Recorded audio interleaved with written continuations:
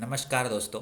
Finally आज हम AI के प्लेलिस्ट को स्टार्ट कर रहे हैं और एआई की प्लेलिस्ट स्टार्ट होने वाली है पाइथन के सीरीज से। सबसे पहला जो मॉड्यूल है हमारा एआई के सीरीज का वो है पाइथन। आज मैं कुछ ज़्यादा डिटेल्स एक्सप्लेन ना करके डायरेक्टली पाइथन के टॉपिक्स पे आता हूँ। ओके, तो अभी तक हमने पूरा ओवरव्यू देख लिया, एआई क्या होता है, एआई में हमें क्या सीखना है, सारी चीज़ें हमने देख ली। डेटा एनालिटिक्स की भी हमारी प्लेलिस्ट ऑलरेडी चालू है, डेटा एनालिटिक्स का भी हमने पूरा रोड मैप देख लिया, ओवरव्यू देख लिया। बट जबकि पूरा मार्केट एआई के टूवर्ड्स जा रहा है और ऐसा नहीं बोलूँगा मैं कि एआई से सब चीज़ें रिप्लेस हो रही है। हम एआई क्या सीखने वाले हैं वो मैं बताता हूँ आपको सबसे पहले। ओके, देखो एक शॉर्ट में 1 मिनट में आपका लूँगा फिर से। एआई इंजीनियर बनना और एआई के टूल्स का यूज करना। ओके, इन दोनों में क्या डिफरेंस है? एआई इंजीनियरिंग जो मैं बता रहा हूँ आपको, जो हम सीखने वाले हैं, एआई इंजीनियर जो आप बनोगे ये खुद क्रिएट करेगा। एआई टूल्स जो है वो क्रिएट करेगा।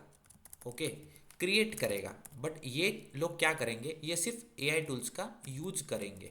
ओके, मतलब कि एआई इंजीनियर जो बनेगा वो सारे टूल्स बनाएगा, चैट जीपीटी जैसे, चैटबॉट जैसे कुछ नए मॉडल्स वो बनाएगा, जो भी मार्केट को रिक्वायरमेंट है, कंपनी को रिक्वायरमेंट है। बट जो बाकी की फील्ड्स हैं, बाकी के जो लोग हैं, डेटा एनालिस्ट हो गए, टेस्टिंग वाले हो गए, जावा वाले हो गए, सर्विस नाउ वाले हो गए, बाकी के सारे फील्ड्स वाले जो भी लोग हैं, वो हमने बनाई वाली टूल्स, हमने जो एआई टूल्स बनाए हैं वो उनका सिर्फ यूज करने वाले हैं।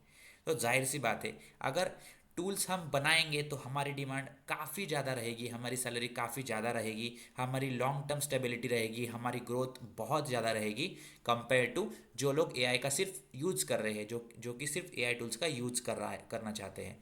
तो यही है, इसके लिए मेरा टारगेट है कि जो भी कर सकता है या जो भी थोड़ा सा डेडिकेशन दे सकता है चीज़ों में, वो एआई इंजीनियर ही बने। आज की ये डिमांड है, अगले फ्यूचर की ये डिमांड है। तो बाकी आपका डिसीजन है दोस्तों, आपको क्या करना है क्या नहीं करना है। बट मेरा सजेशन रहेगा एआई इंजीनियर बन जाओ।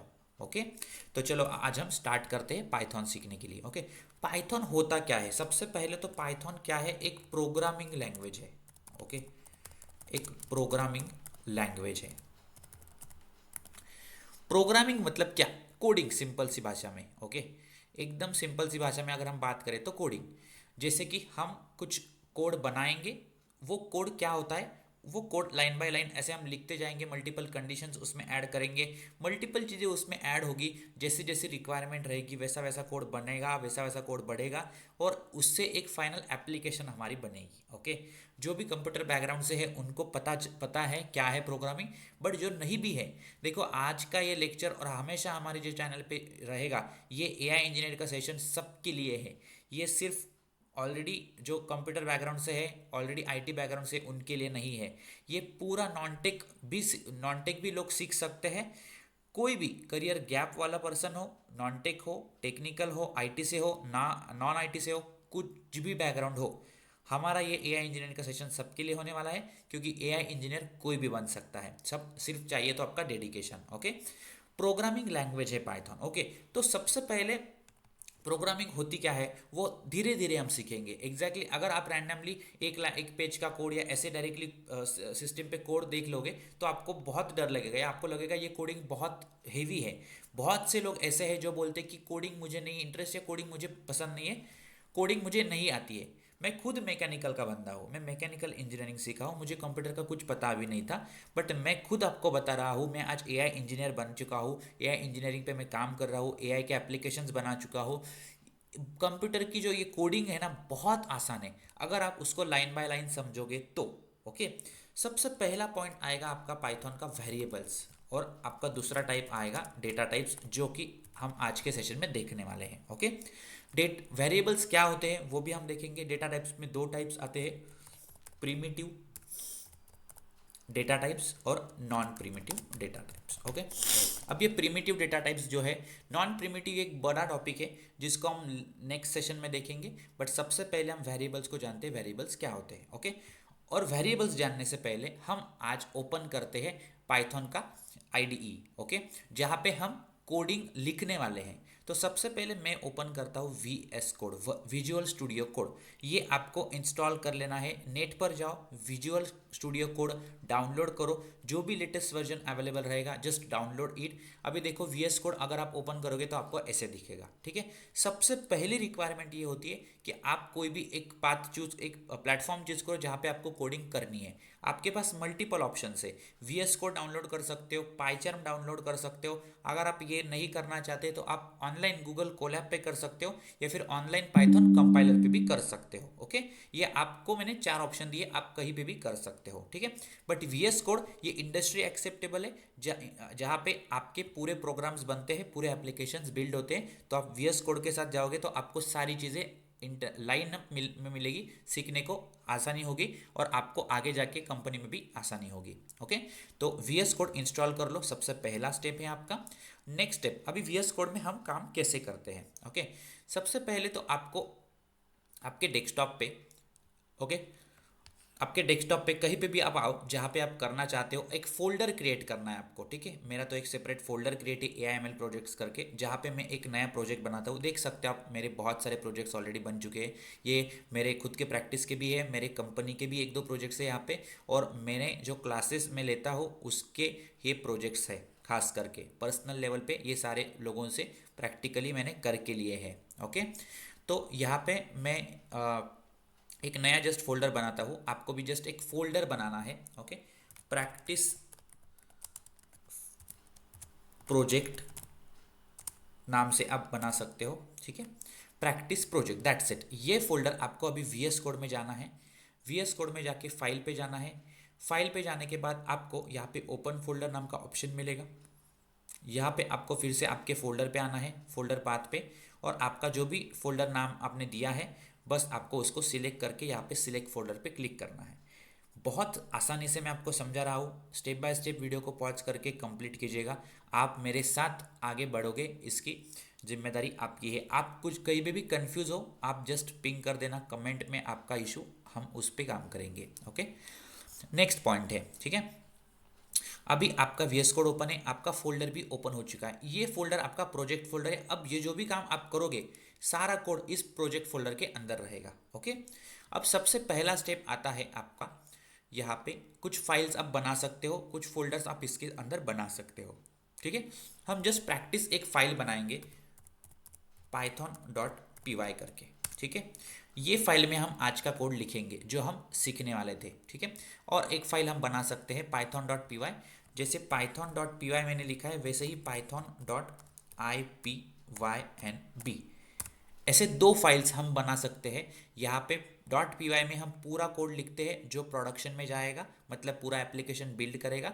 और .ipynb क्या होता है, एक नोटबुक टाइप होता है, जहाँ पे मैं अगर ये कोड पे क्लिक करता हूँ तो यहाँ पे मैं कोड लिख के तुरंत यहाँ पे ही इसका आउटपुट देख सकता हूँ। बट .py में अगर आप लिखते हो तो उसका आउटपुट देखने के लिए आपको यहाँ पे टर्मिनल पे जाना है, न्यू टर्मिनल ऑन करना पड़ेगा, और इसका जो आउटपुट दिखेगा वो यहाँ पे हमें नीचे देखने को मिलेगा, ओके।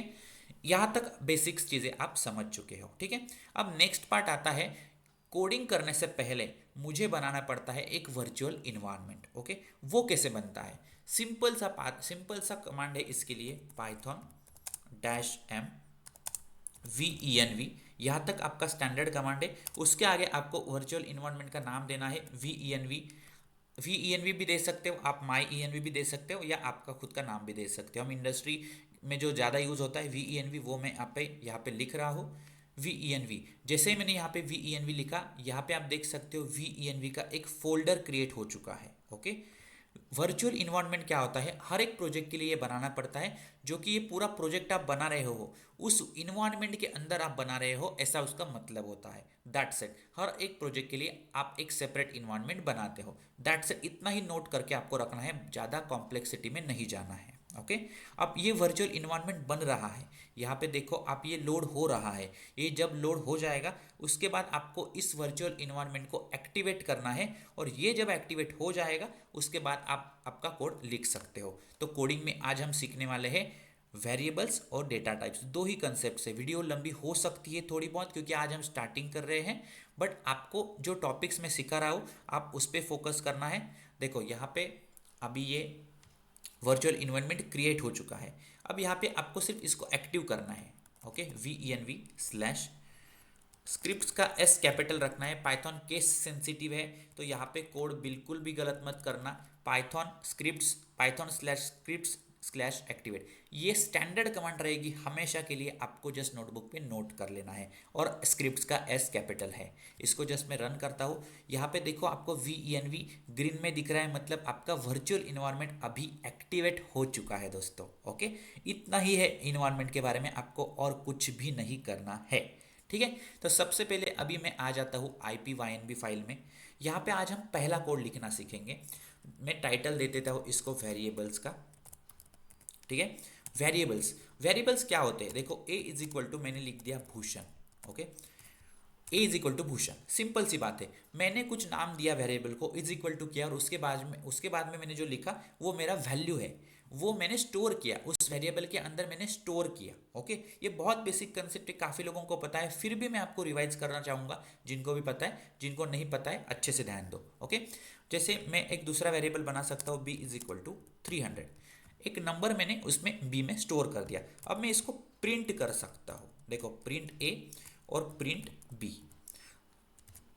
प्रिंट स्टेटमेंट तो काफ़ी मतलब फेमस है, जहाँ पे जब आप प्रिंट करना चाहोगे आपको एक यहाँ पे पाइथन इन्वायरमेंट सिलेक्ट करने को मिलेगा, जिसको हम कर्नल कहते हैं। आपको जस्ट पाइथन नाम के कर्नल पे सिलेक्ट करना है, और वो जो है बाय डिफ़ॉल्ट यहाँ पे सिलेक्ट हो जाएगा सिस्टम में, आपको बाकी कुछ भी नहीं करना है। ओके, तो अब हम ये कोड को रन करते हैं।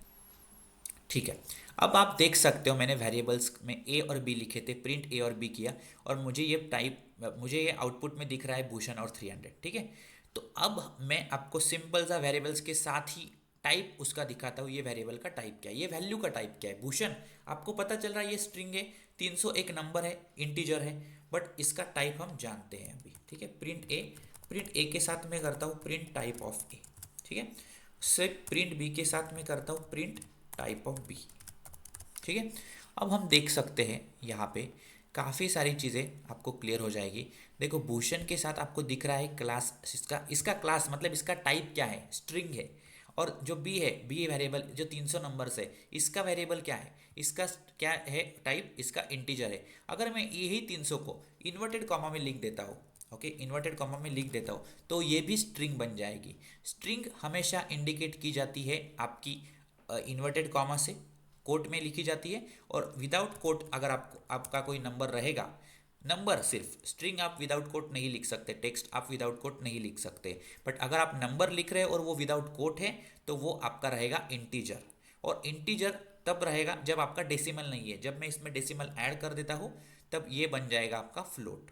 ओके, देखो फ्लोट, तो ये 3 मेन डेटा टाइप से आपके स्ट्रिंग आपका मेन है, जहाँ पे आप काफ़ी सारा टेक्स्ट लिखते हो। नंबर्स में 2 डेटा टाइप होते हैं, आपका मेन हो गया इंटीजर और दूसरा हो गया फ्लोट। ये सबसे मेन डेटा टाइप्स है आपके, ये तीनों पे ही अपना ज़्यादा से ज़्यादा काम होने वाला है। मैं आपको एक्सेल पे लेके जाता हूँ, मेन डेटा टाइप्स आपने कौन से वो देखते हैं। ठीक है, primitive data type, non primitive में इस साइड लिख लेता हूँ। पूरी लिस्ट आपको यहाँ पे जस्ट आपको देखनी है। देखो प्रीमिटिव में आ जाएगा आपका स्ट्रिंग मतलब टेक्स्ट, इंटीजर, इंटीजर, फिर आपका आ जाएगा फ्लोट, फिर आपका आ जाएगा डेट। डेट के साथ डेट टाइम भी आता है। डेट और डेट टाइम क्या होता है, डेट में सिर्फ डेट देखने को मिलेगा, डेट टाइम में आपको डेट और टाइम दोनों देखने को मिलेंगे। ओके, मैं वो भी आपको बताता हूँ। और लास्ट में आ जाता है आपका एक जिसको हम बोलते हैं बुलियन। ओके, अब इसका एक एक सिंपल सा एग्जांपल लेते हैं। सबसे पहले तो स्ट्रिंग मतलब क्या, टेक्स्ट। ओके, इंटीजर मतलब क्या, नंबर। ओके, यहाँ पे फ्लोट मतलब क्या, डेसिमल नंबर। अगर आपको ये स्क्रीन नहीं दिख रही है प्रॉपरली, मैं थोड़ा सा इसको जूम कर लेता हूँ। आई होप आपको अभी क्लियरली दिख रहा है। ओके, ये है आपका डेसिमल नंबर। ठीक है, डेट मतलब क्या, जैसे कि आज का आपका जो भी डेट है 28/07/2026, यहाँ पे डेट टाइम। ओके, डेट तो रहेगा ही, बट उसके साथ आपका टाइम भी रहेगा। जैसे कि मैं ये वीडियो बना रहा हूँ 00:55 पे। ओके, लेट्स कंसीडर, तो आपका टाइम भी रहेगा। ये है डेट टाइम। बुलियन मतलब क्या, वैल्यू या तो ट्रू में रहेगी या तो फॉल्स में रहेगी। ये या तो वो, बुलियन हमेशा ट्रू और फॉल्स में ही इंडिकेट किया जाता है। ये हो गया आपके प्रिमिटिव डेटा टाइप्स। ओके, अब नॉन प्रिमिटिव डेटा टाइप्स कौन से होते हैं उसका जस्ट मैं आपको नाम बताने वाला हूँ आज के सेशन में। बाकी का जो भी डिटेल्स है वो हम नेक्स्ट सेशन में देखेंगे। मतलब आगे आने वाली जो भी आपकी चीज़ें होगी वो ज़्यादा से ज़्यादा नॉन प्रिमिटिव पे ही रहने वाली है। ओके, इसमें आते हैं लिस्ट, डिक्शनरी, टपल और सेट्स। ओके, ये है आपके non primitive data types. Python simple है, वेरिएबल्स हमने सीख लिया, डेटा टाइप्स हमने सीख लिया। अब हमने डेटा टाइप्स ये तीन ही सीखे। जैसे जैसे एग्जांपल्स आगे बढ़ेंगे, डेट, डेट टाइम, बुलियन, ये जैसे एग्जांपल्स आएंगे मैं आपको यहाँ पे दिखा दूंगा स्क्रीन पे। तो आज के लिए इतना ही दोस्तों। आई होप आपने VS कोड इंस्टॉल कर लिया होगा, या जो भी आपको अच्छा लगा वो प्लेटफॉर्म पे आप प्रैक्टिस करोगे, और मेरे साथ आपने ये डेटा टाइप्स वेरिएबल्स भी आपने प्रैक्टिस किए होंगे। तो आपको अगर इसमें कुछ डाउट्स है या इसमें कुछ आपको एडिशनल बताना है तो आप कमेंट कर सकते हो। ओके, आज हम कुछ होमवर्क या कुछ रिवीजन के लिए आपको नहीं बताने वाले हैं, बट नेक्स्ट सेशन से मैं आपको कुछ छोटे छोटे टास्क देने का ट्राई करूंगा। Okay, thank you so much for watching full video दोस्तों। Stay tune for the next part. If you like this video, please share with your friends and must subscribe and press the bell icon for notification of the next videos. Thank you so much guys.